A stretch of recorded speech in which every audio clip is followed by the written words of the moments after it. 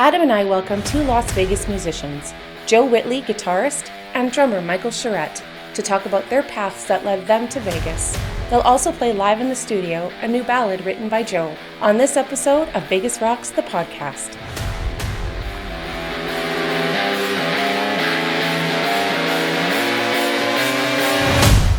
Today's episode is sponsored by Vegas Printing, graphic design, small and large format printing, direct mail services, web design, and more. Whether you're holding an open house, need supplies for your trade show booth, or opening a new business, Vegas Printing is your source for all your printing needs. Visit vegasprinting.com today. Hi guys, welcome to Vegas Rocks, the podcast. I'm your host Sherry with Adam behind the camera today. Say hi, Adam. Hello guys. I am happy to be joined by two Vegas musicians, Joe Whitley, guitarist. Hello. And Michael Chorette, drummer. Thanks for coming, guys. Thanks for having us. You obviously know each other. You came here together, so. We are neighbors. Oh, okay. How did you guys meet? Through that? Yeah, that's actually exactly how we met. Yep. One day I moved into this apartment complex because the person before me passed away. Ooh, a whole separate crazy story, but we won't get into that. Okay, we'll save that for next time. I'm trying to keep happy vibes in my house. Good idea. But anyway, so I moved into this, apartment in the chaos of Las Vegas, and one day I was unpacking and I started hearing drums, and I was like, oh no. I thought maybe you'd say music to your ears. No. You never want to have a drummer neighbor just like in your apartment next to you.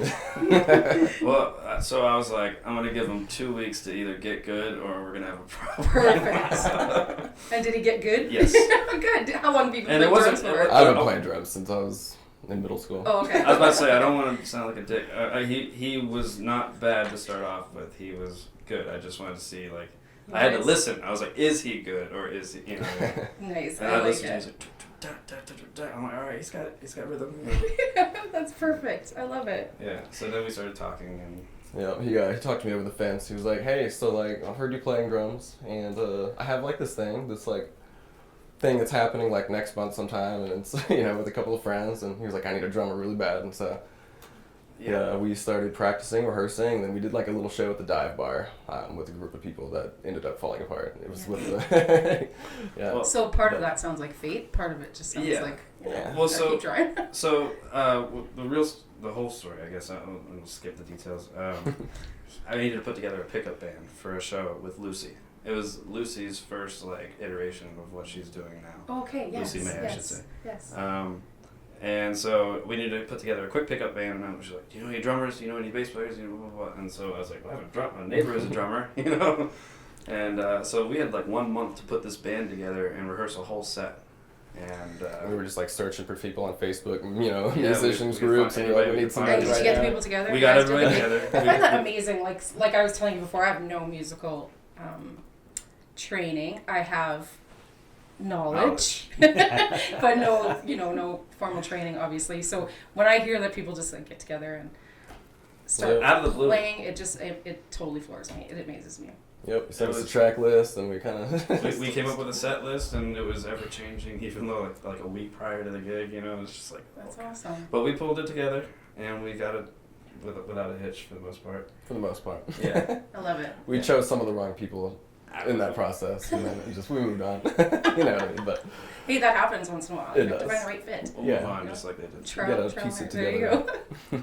So you mentioned to me that you have been playing guitar since you were 14 or 15, back in North Carolina. Mm-hmm. How did that come about? What caused you to pick up the guitar? So to make another long story short, or you can make it as long as you want. Make a short story long. So it all started with there's this beat up guitar that my grandfather had lying around at his house. It was in the guest bedroom, and the way I tell this story, it's kind of like a movie, but it really was it played out like a movie because I used to run around the halls of the house with the other cousins playing and stuff, but I would stop in a trance looking at this guitar.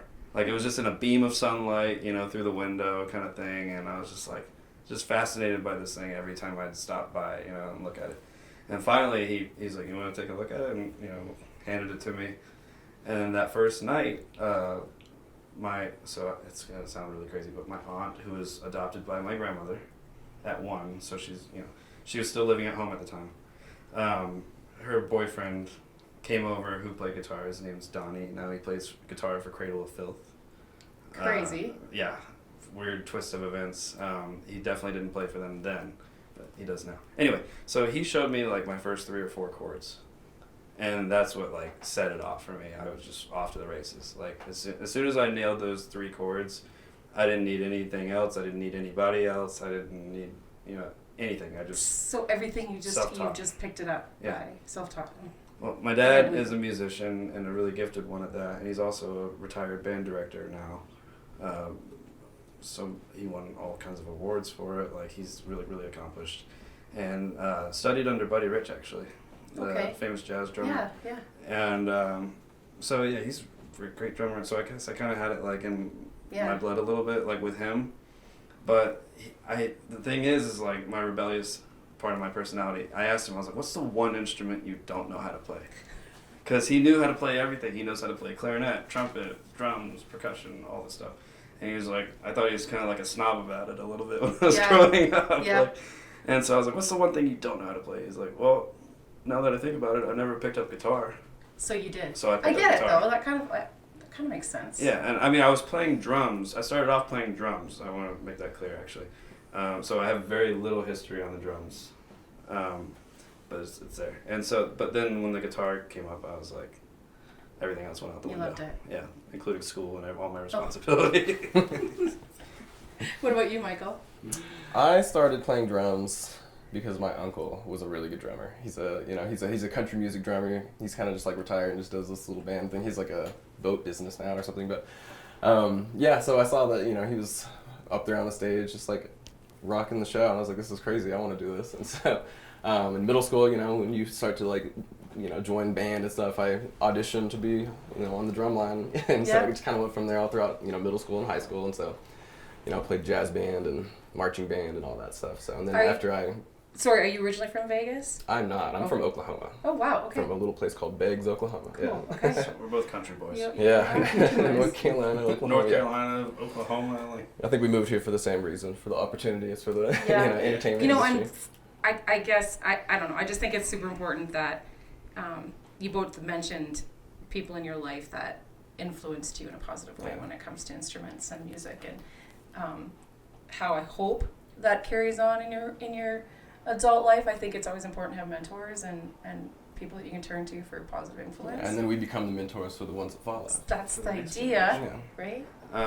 Speaking of mentors, I probably couldn't have landed in better company when I moved here. Like my mentors now just changed a little bit. They're people like Todd Kearns and Jimmy Romero and all those guys, Stoney Curtis. Yes. Those guys, they know what they're doing. So a great group of people to learn from. Yes. Definitely. And to be inspired by. Yeah, I'm glad you brought that up. And that's how we met. We met at a Todd Kearns show. Yes, So we did. yeah, yep. Yes, we did. Adam said it's nice that we finally get to see Joe without having to scream over music. It's the first time we've been in a room where there's no music. What? Yeah, no, it's cool to see you too. I love this guy. That's pretty much the extent of our conversation. So. Yeah, exactly. So tell me about, take it back to North Carolina. Mm-hmm. You mentioned that you were in a few bands. You started a few bands. Yes. How was that experience? It was it was a good learning experience for me. Because You must have been pretty young. Very, yeah. Well, actually, when I was in Chateau, I would think I was in my 20s by then. So I actually didn't join a band. I had like those high school cover bands, like when I was 14, 15 years old.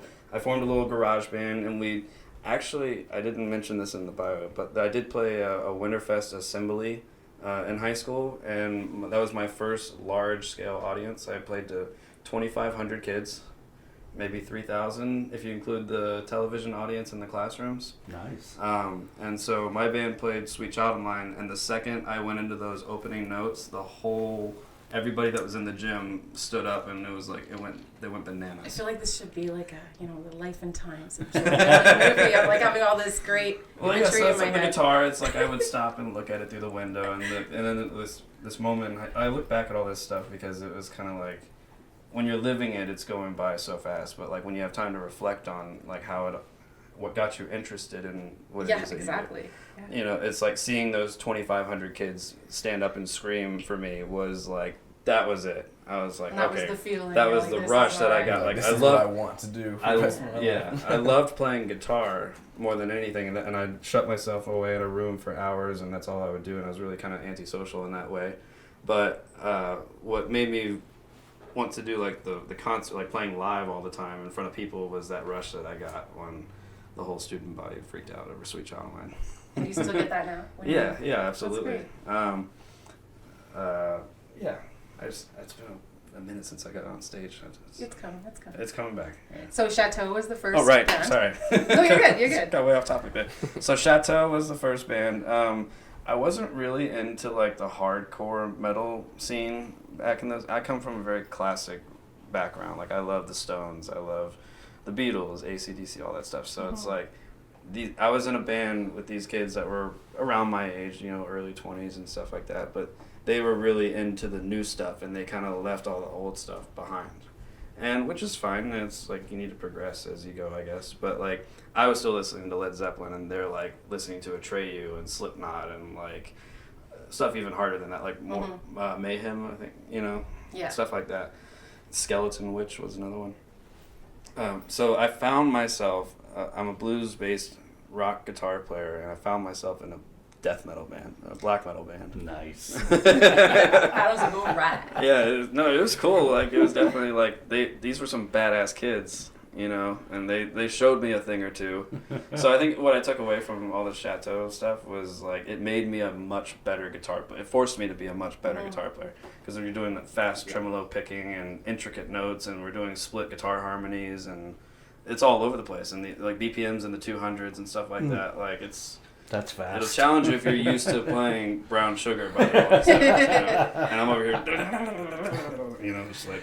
But what we did, we combined black metal music with rock and roll, and so we kind of called it black and roll. Very creative.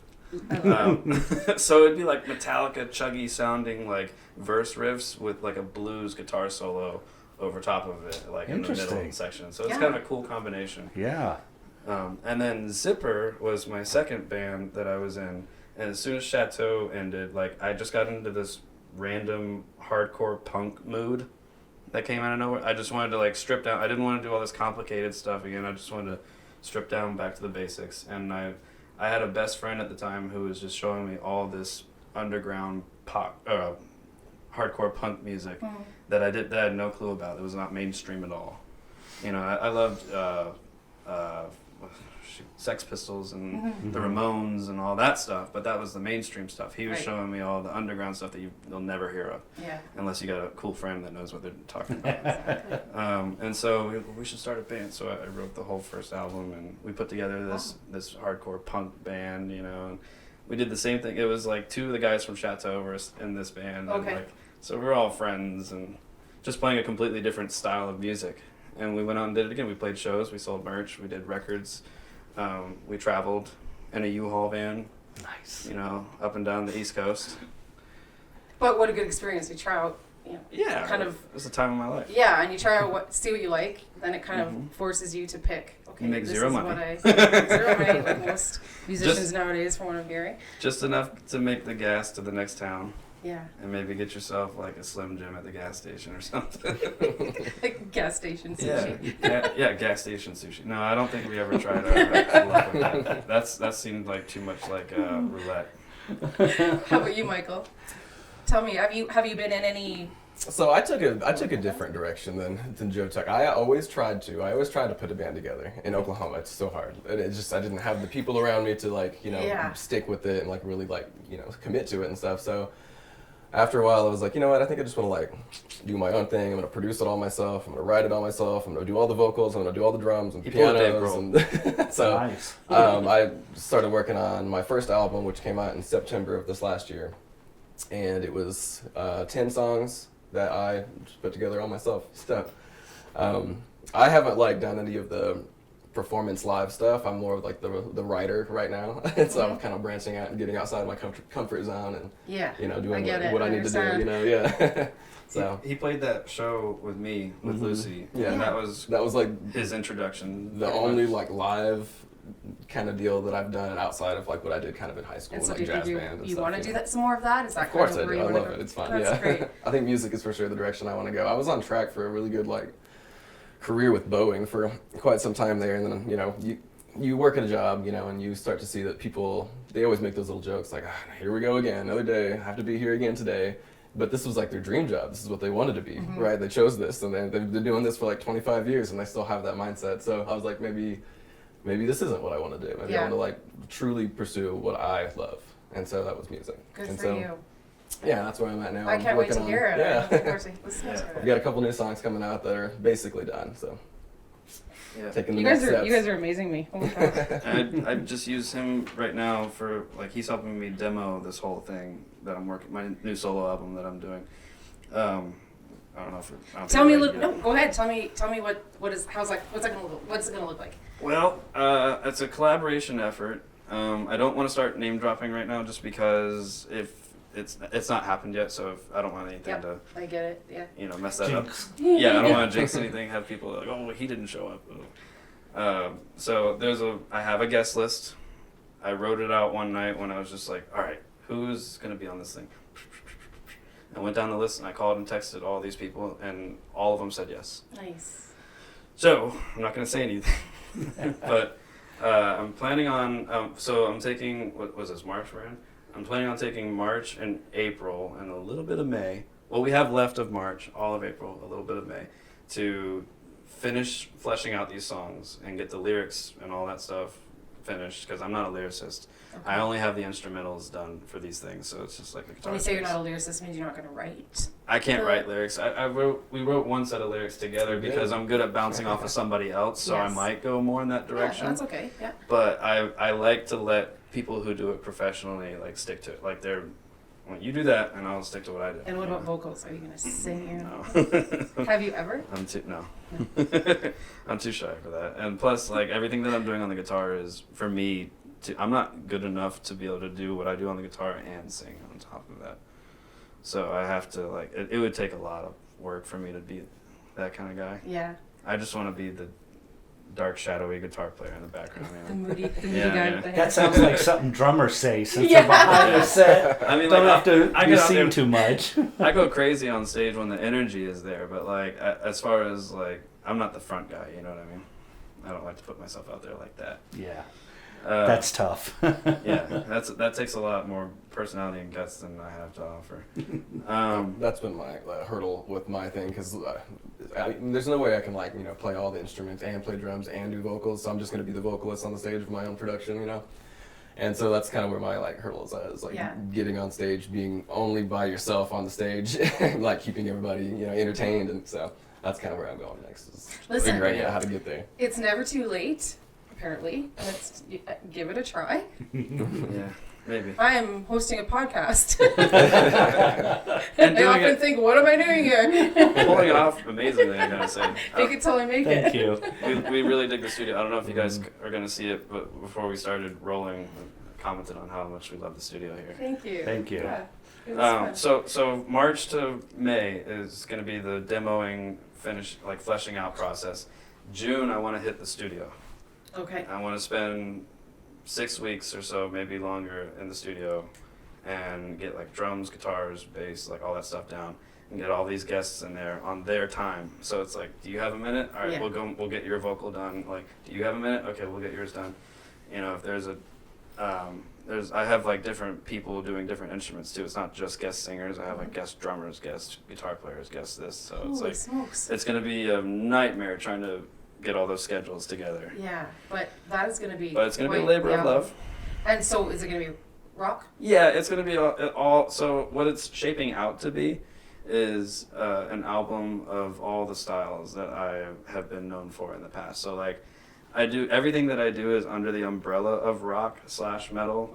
So or blues. So it's like each song is gonna be rock, but it's gonna be a different style of rock for each And one. the people that you have in mind, are they suited for that genre of Yep. music too? So That's cool. what I'm doing right now is pairing the musician to the song, and while I'm finishing said songs. So I have a hard drive of all these ideas and puzzles and pieces that I've got, and I'm just trying to put all those pieces together now and finish the songs so that the songs are ready for the artist whenever they come in. So it's just like all they got to do is come in That's super exciting. and do their thing, you know. And then I want to be done recording by the end of June, July-ish, somewhere in that neighborhood. And I'd like to be booking shows by September, October, November, and go into 2024 and just play all these I shows. can't wait. That's gonna be great. That'll be cool. I'll put together a pickup band, but a band that's going to be permanent. Like, it's going to be my band, you know. I think it's time. Like, I've been in a lot of other people's bands and helped out with a lot of other people's projects and stuff like that. I think the universe has kind of been pushing me in a direction where it's time for me to be the captain of my own ship right now. Exactly. Yeah, that makes sense. And I need to be in control of my own destiny. I think right you've been now. subbing and you've been getting I've been subbing. gigs here and there, but I've been joining this person's band, that person's band. I had the first 2 bands that I was in, I helped form those bands, you know. But like, this is going to be my thing, where it's like, I'm going to pay you to play this. yeah. Yeah. And any plans to include Michael in that?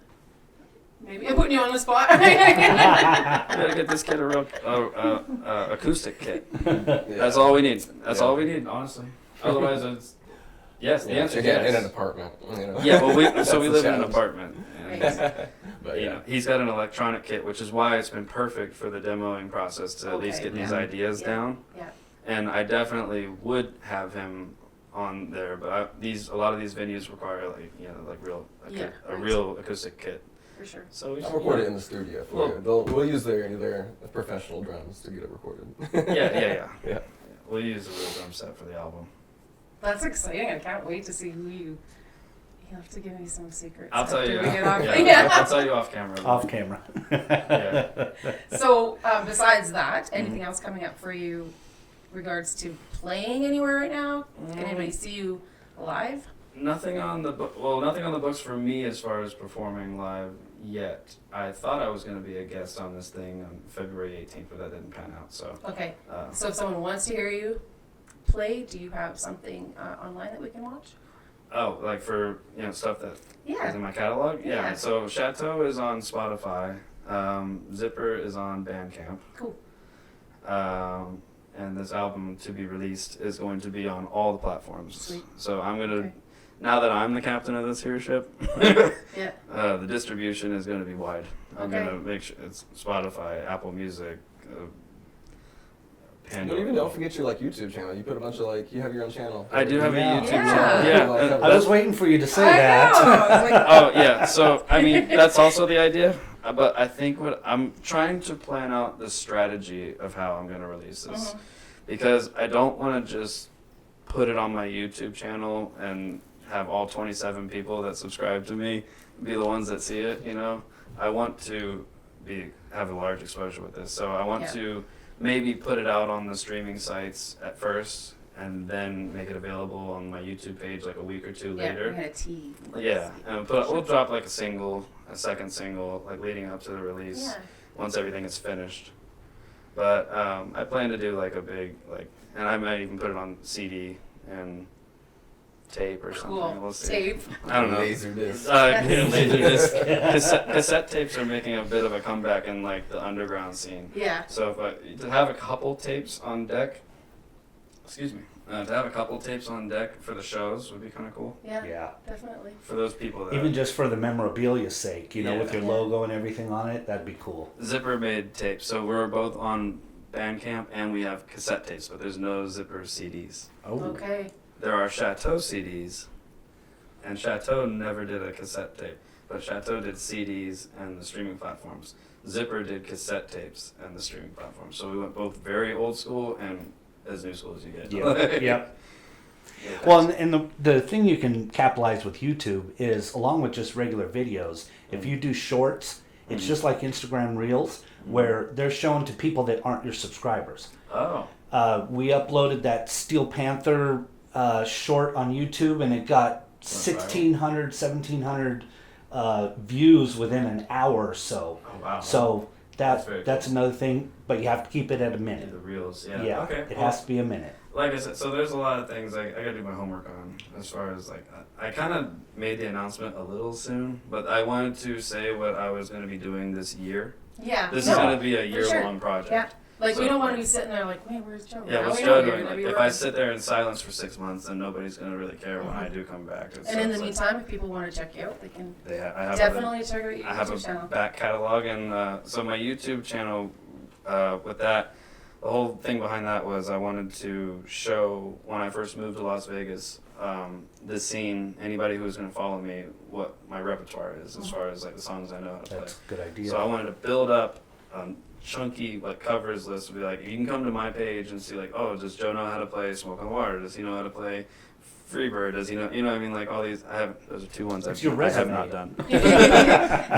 Those songs I know. Those how are the to ones play, you're but learning. I just listed ones I haven't done yet, but I'm saying there's a whole back catalog of classic and newer rock songs on there, so that these bands that are working cover bands would hire me. It was part of my strategy to Great. get it established in the Yeah, scene. no, great idea.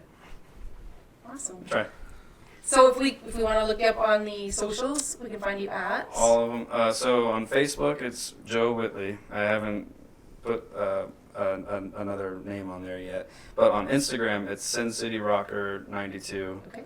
YouTube, it's Sin City Rocker or Sin City Rocker 92.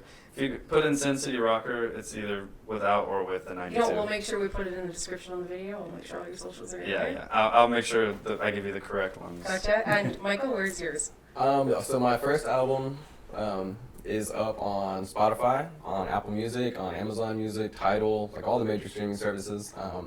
You can search Michael the Animal Volume 1 or just Michael the Animal. I'll pop Michael up the there. Animal. Mhm. From the Muppet, actually. I awesome. was Yeah. the drummer Yeah, I Muppet. love I knew where you were going with that. And so, and I've also got, Instagrams. It's Michael the Animal as well. So search that pretty much Sure. anywhere and it'll We'll pop put up. those in the description too. All right. I forgot to mention, I do plan on putting the singles out for this new debut solo album on SoundCloud, I think. Okay. So that, like it's, and I'll put it on Apple Music too if I can Yeah. and stuff like that. But I that's more like a down the road thing. I got to look into all that and see how to. Because my drummer from Chateau was the one that was in charge of all of that for us. So Mhm. even though we're on all those things, I don't necessarily know how he did it. Right. We Gotcha. just gave him money and he made it happen. Kind of like how what I do without him. Here's the bread. Where's the house? No. So so I'll have to research how to get on all those things, but that's part of the strategy. I'm excited for you. I can't wait. Thank you so much. I appreciate it. Thank you guys for joining us today. Thanks for having us. Thanks on. for having us. This is fun. Please like and subscribe to this. On Helps YouTube. us out on YouTube. Have a good night. Thanks. Good one, guys. All right.